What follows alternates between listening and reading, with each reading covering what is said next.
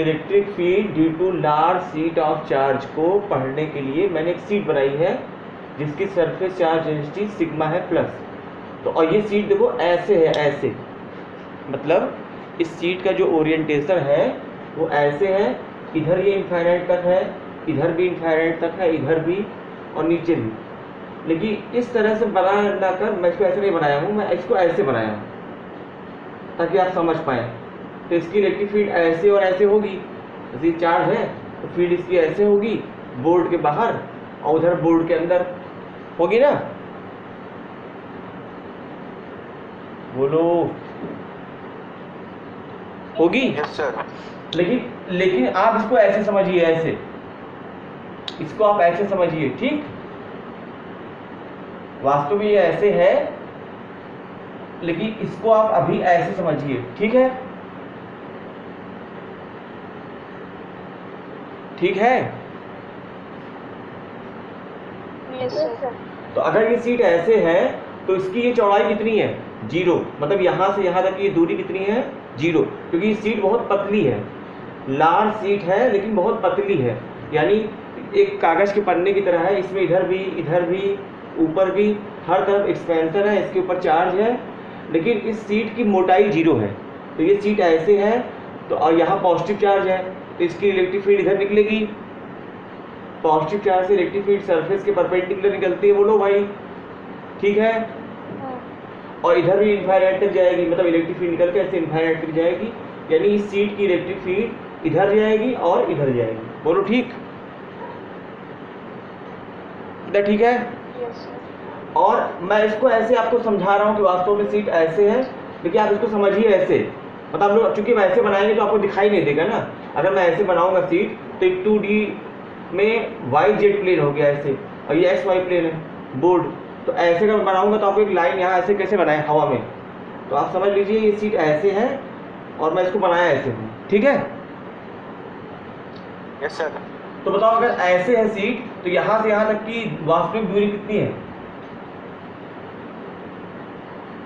क्या? यहाँ से यहाँ तक की दूरी कितनी है? यहाँ से यहाँ तक की डिस्टेंस, अगर ये सीट ऐसे है तो 0 और 0 एकदम सही आंसर। और इसकी इलेक्ट्रिक फील्ड इधर बनेगी, बोलो ठीक? ठीक है? दोनों ओर, इधर भी और इधर भी। बोलो ये बात समझ में आई?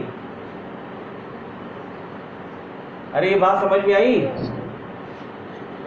बोल भैया। Yes sir. अब देखो इसके दोनों ओर ध्यान से सुनना, इधर भी और इधर भी आपने L लेंथ का एक सिलेंडर बनाया, तो ये यहां से यहां तक इसकी पूरी लेंथ हो गई 2L। भाई ये लेंथ तो 0 है ना, यहां से यहां तक की दूरी 0 है ना। हाँ सर। यहां से यहां तक की दूरी 0 है, बोल भैया।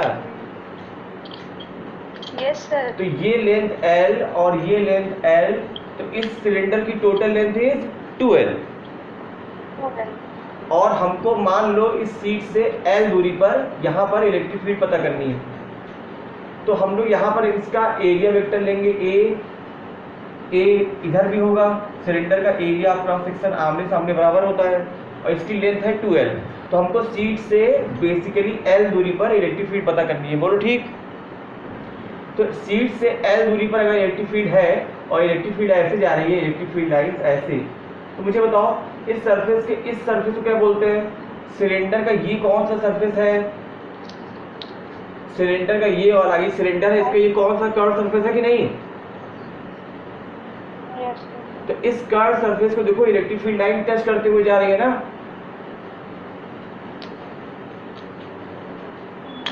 इस कर्व सरफेस को इलेक्ट्रिक फील्ड लाइन टच करते हुए जा रही है ना।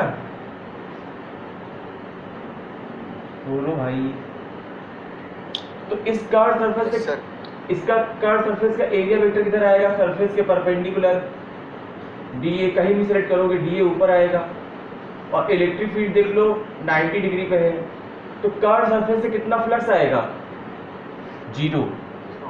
E D A cos theta लगाओ ना, फाई कर्व सरफेस से जब निकालोगे तो तुम लिखोगे integration E D A cos theta में थीटा 90, ये पूरा 0 हो जाएगा।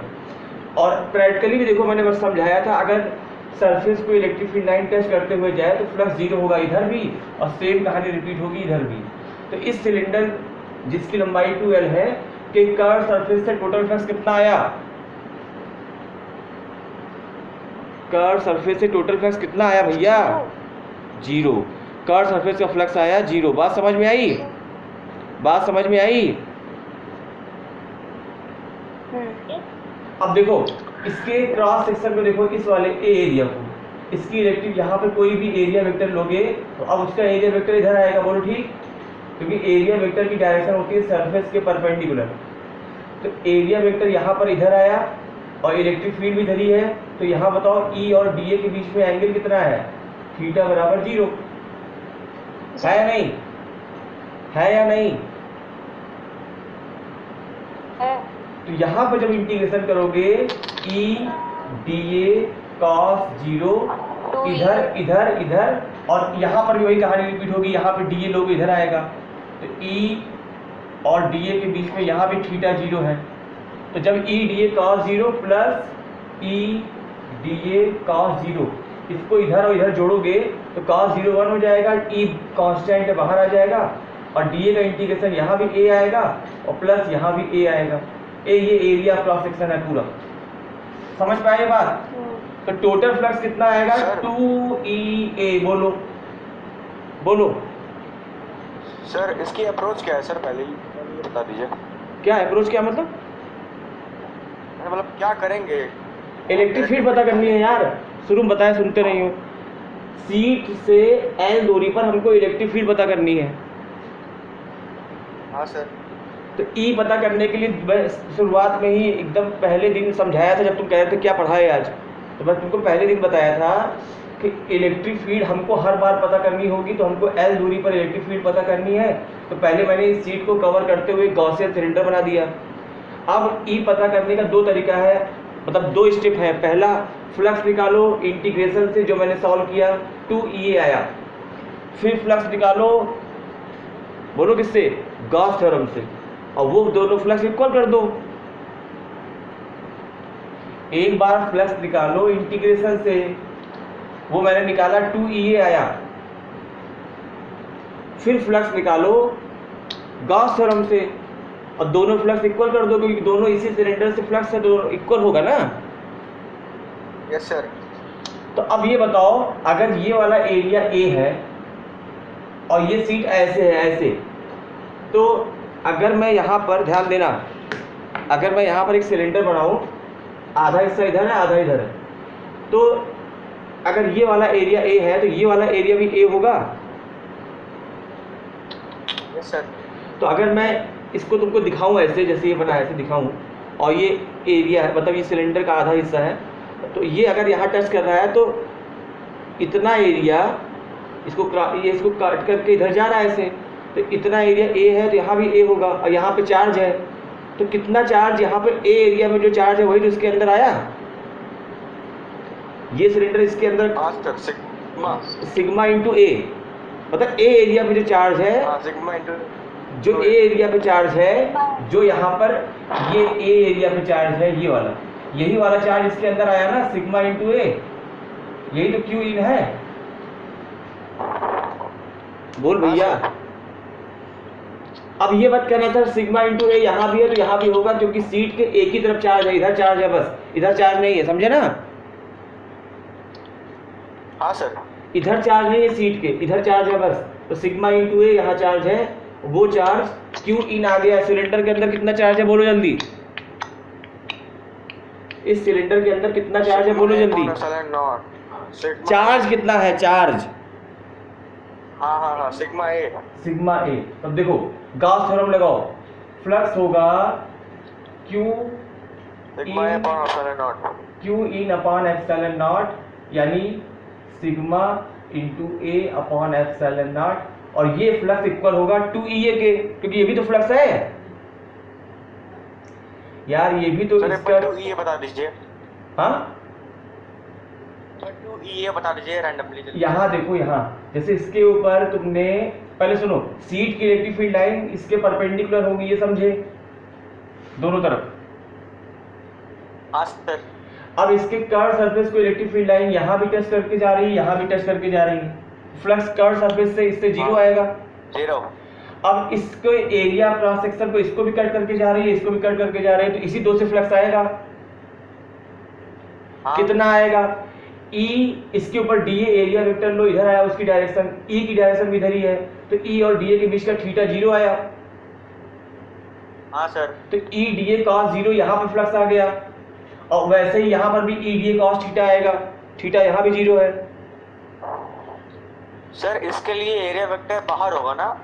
एरिया वेक्टर यहाँ से देखोगे, ये ऑब्जर्वर है, तो एरिया वेक्टर की डायरेक्शन सरफेस के परपेंडिकुलर आउटवर्ड होती है। यहाँ से देखोगे तो इस सरफेस के परपेंडिकुलर इधर होगी। लेफ्ट वाले के लिए होगा सेम। वही चीज कह रहा हूँ, यहाँ बनाया देखो, E इधर होगा, DA इधर होगा, हाँ बस ठीक समझ तो गए। थीटा जीरो समझ है, गए सर। तो E DA cos जीरो यहाँ भी होगा, E DA cos जीरो यहाँ भी होगा, cos जीरो 1 होता है, E कांस्टेंट है, बाहर आ गया, और DA का इंटीग्रेशन यहाँ भी A होगा पूरा एरिया, और यहाँ भी A होगा पूरा एरिया, और दोनों एरिया बराबर होगा। सिलेंडर कर्व सरफेस एरिया मतलब ये क्रॉस सेक्शन वाला एरिया बराबर होता है। तो 2EA फ्लक्स आया इसका इंटीग्रेशन से, भाई कर्व इसका तो जीरो आया, और इसका EA और इसका EA जोड़ो तो 2EA आएगा, यही टोटल फ्लक्स होगा, यही टोटल फ्लक्स होगा। तो फ्लक्स एक ये आया, एक गॉस थ्योरम से sigma into A upon epsilon not आया। अब इन दोनों को इक्वल कर दो, ए कैंसिल हो गया, 2E बराबर सिग्मा अपॉन एप्सिलॉन नॉट, तो E कितना आया? Sigma upon 2 epsilon not. समझ पाए? यानी कोई अगर लार्ज इनफाइनाइट शेप की सीट है, लार्ज सीट, तो उसके आसपास, क्योंकि इसमें भी देखो ये दूरी L नहीं है, डिस्टेंस नहीं है इसमें भी, तो कंडक्टर में भी डिस्टेंस नहीं थी ना, इसमें भी डिस्टेंस नहीं है, तो किसी भी लार्ज सीट के अगल बगल दूरी पर इलेक्ट्रिक फील्ड डिपेंड नहीं करती, और उसकी वैल्यू होती है सिग्मा अपॉन 2 एप्सिलॉन नॉट। बोलो बात समझे? बोलो बात समझे?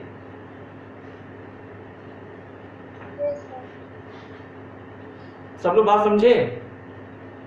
बोल भैया। Yes sir.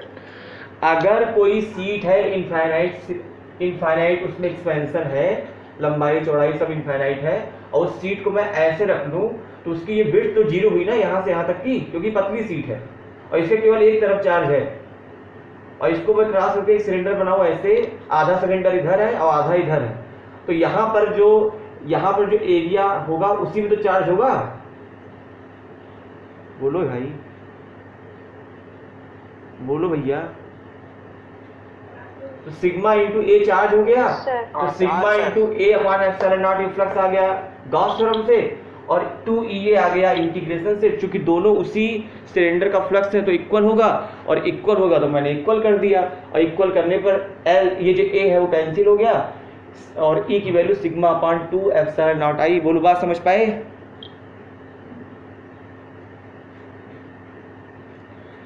बोलो बात समझ पाए? इसमें कोई बात पूछनी हो तो पूछ लो। कार सरफेस के लिए इलेक्ट्रिक फील्ड टेस्ट करके जा रही है, इसलिए फ्लक्स जीरो है, या एरिया वेक्टर देख लो, एरिया वेक्टर परपेंडिकुलर है, E इधर है, थीटा 90 है, इसलिए फ्लक्स जीरो है। ओके, खास बात में क्या याद रखनी है, E की वैल्यू इसमें भी दूरी R पर डिपेंड नहीं करती, और इसके पहले वाले में भी R पर डिपेंड नहीं कर रही थी, कंडक्टर वाले में। ओके।